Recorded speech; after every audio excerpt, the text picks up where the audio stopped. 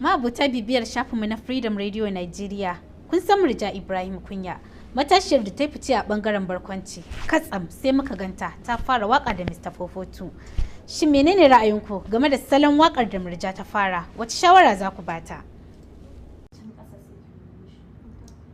To daga cikin sakonnin naku, Faisal Muhammad Fage ce, to ai yanzu ba sai ka bayo mutum shawara ba, illa kawai ka roƙa masa shirya.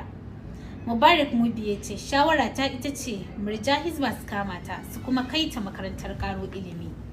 Yayin da Humaira Yusuf ta ce shawara ta a gare ta shine kar ta biye wa rudin duniya, ta yi aure kawai.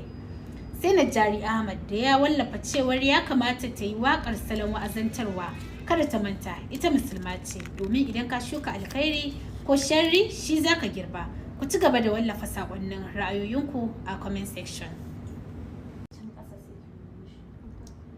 To daga cikin sakonnin naku, Faisal Muhammad Fage ce, to ai yanzu ba sai ka bayo mutum shawara ba, illa kawai ka roƙa masa shirya. Mubarak Mubi ya ce, shawara ta ita ce Murja Hizba su kama ta su kuma kai ta makarantar karo ilimi. Yayin da Humaira Yusuf ta ce shawara ta a gare ta shine kar ta biye wa rudin duniya, ta yi aure kawai.